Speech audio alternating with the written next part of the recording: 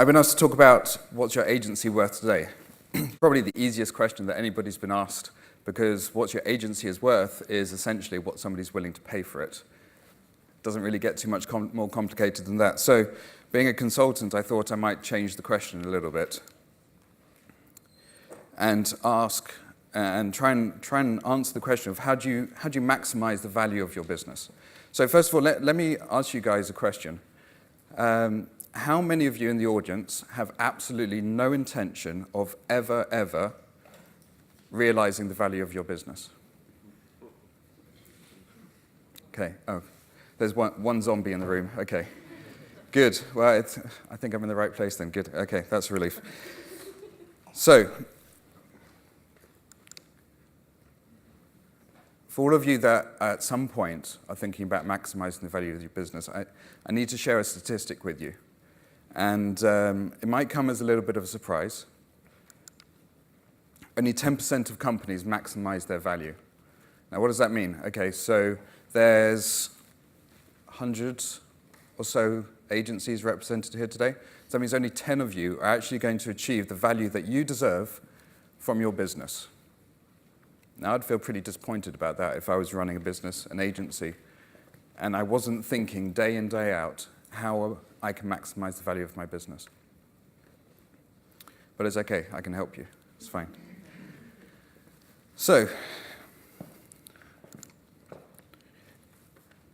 I want to share with you 5 things that you need to focus on to maximize the value of your company. But first of all, I want to tell you a little bit of a story. It's about a business that approached me a couple of years ago, a well-respected agency, a business that had a really strong reputation in the market. And they came to me, the main shareholder, came to me and said, Dan, I've been doing this for 20 years. I'm absolutely exhausted. Maybe some of you can relate to this. I've been doing this for 20 years. I'm absolutely exhausted. It's just getting harder and harder every year. Staff costs are going up. Fees are coming down. Every year, clients want to do it for a bit less and get a bit more out of it. And I'm pitching, and I'm doing all this, that, and I'm done. 20 years, it's enough. So, I want to sell my business. And I've seen this beautiful yacht in the Mediterranean that I want to buy. It's going to be ready in 6 months. So you've got 6 months to sell my business. And then I want out. And I said, okay, let's have a look. So we sat down and we looked through the 80 key value drivers that I would review as part of assessing a business. And we went through all these factors, and I came to the quick realization that although it was, on the outside, a fairly successful business, the profits were actually quite good. But when you scratch the surface, they had been underinvesting in the company consistently over a period of time. They had not been investing in infrastructure. They'd not been investing really in their people. They'd been sweating the assets. It wasn't a 30% margin business. I mean, that would be amazing. But it was a good, solid, profitable company consistently. But they had been underinvesting in the business. The second thing that really struck out to me is that they had one fairly large client, but still only 15% of the revenues, the gross profit of the company, which, that's all kind of in line with the statistics, that's all fine. But then once you scratch the surface a little bit more, we found that that one client consisted of about 40% of the company's profits. Now that becomes a bit of an issue.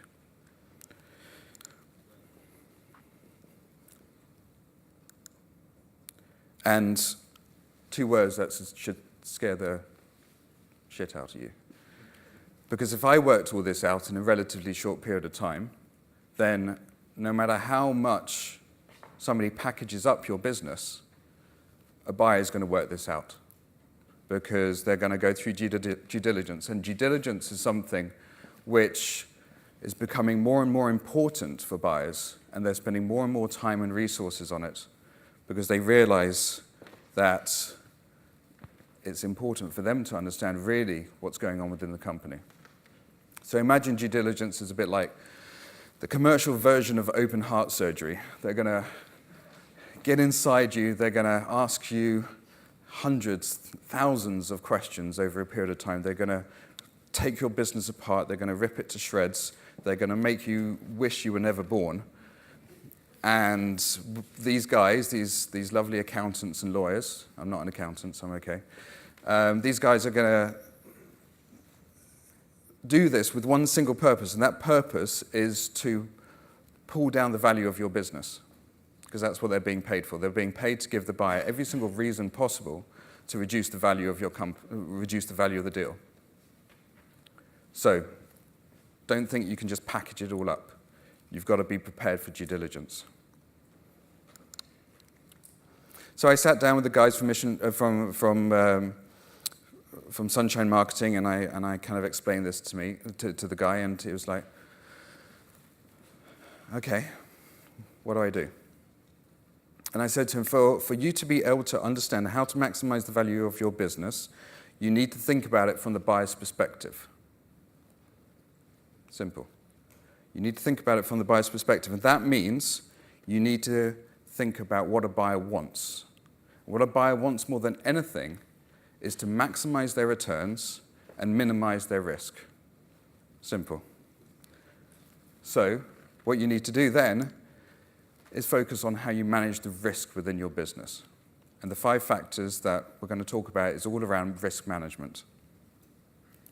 So, how does a buyer manage their risk? Well, they manage the risk through one fairly simple formula, which Nicola talked us through a little bit earlier. So, the value of a business is its profits, its current profits, the money it's making, normally EBITDA or something like that, times a multiple. How do you come at a multiple? A multiple is based on the future earning potential for the business. How much revenue can that business generate or whatever? And a risk factor. So V equals P times M.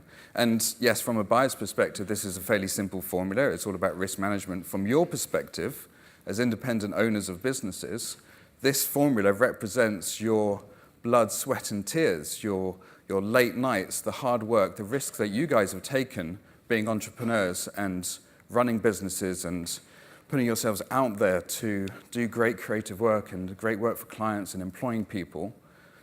But it also represents your family's future financial stability. Really important formula to think about. So, there are 5 key areas that you need to focus on to minimize a buyer's risk and therefore maximize the value of your business. Now, by the way, this is the boat that Sunshine Marketing realized that they could afford, in case you were wondering. Okay, number 1, sell the story, not the business. Okay? Like your clients, buyers don't just buy what you do, they buy why you do it. So be absolutely clear. And the reason why that's important is because a buyer they buy into your vision, they buy into your culture, they buy into who you are as an organization as much as what you do on a day-to-day basis for your clients. And culture is becoming more and more important in a transaction. And it's something that you guys, if you're ever in the situation where you're selling your business, you need to think really carefully about the culture of the person that's buying you. So sell the story, not the business. And also when you're thinking about selling the story, you've got to think about how you're packaging up the business and why you're selling it, because a buyer is going to see through the kind of standard bit that you get at the bottom of one pages, which says, we're selling the business to take advantage of future growth opportunities of being part of an international organization. Yeah, okay, I heard that one before. What is the real reason why you're selling your business? And a buyer's going to find out at some point, so you've got to be open about it. Number 2, history of investing in growth. So you might say, and like the guys at Sunshine Marketing did, that we're going to sweat the assets, we're going to underinvest in the business, we're going to push up the profits of the company. Okay, well that kind of makes sense because profits times a multiple equals the value of the business. So let's push up the profits. But that's fine until you get into due diligence and they realize that you've not replaced any of the computers in your business for the last 2 years. And this happened with a client that I was working on recently. I was on the buy side doing due diligence, and they hadn't updated any of their computer hardware. And we took £250,000 off the price of the business, straight off. So history of investing is counterintuitive to underinvest in your company. Also, it's counterintuitive because if you think, and Nicola gave us an example of how deals are often structured, if they're structured in an earn-out, you've got to be thinking about day 2 of the deal. Because if you just focus on day 1, that initial consideration, then you're not going to be realizing the maximum value of your business. So you've got to invest in growth. You've got to make sure that you've got capacity within the business and you're investing in the people to be able to grow the company. Third one is around reducing the number of single points of failure within the company. What's a single point of failure? Is anything that you are dependent on as a business. Now, for all the CEOs in the room, you are probably the biggest single point of failure within your organization. Why? Because you are the guys that often have the energy and the culture of the business, and you're the ones that are bringing the clients and looking after the people, and you are the biggest single point of failure.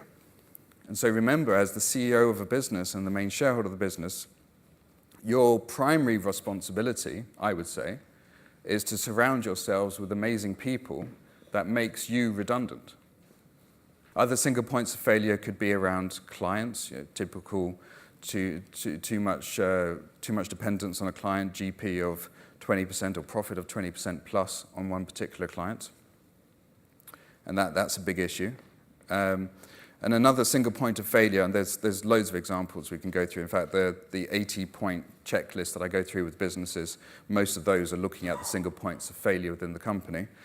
So another one could be your financial systems and not having an ability to see real time what the current status of your business. And that's why great pieces of software like accountability, wherever they are, allows you to see real time where you are as an organization, so you can feel confident about your financial status and know that you've got the numbers in a good place to go through due diligence.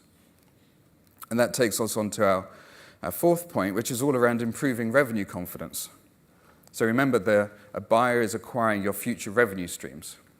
And what does that mean? So they're buying the money that you're going to be generating as a business in 2-3 years' time, or the hope.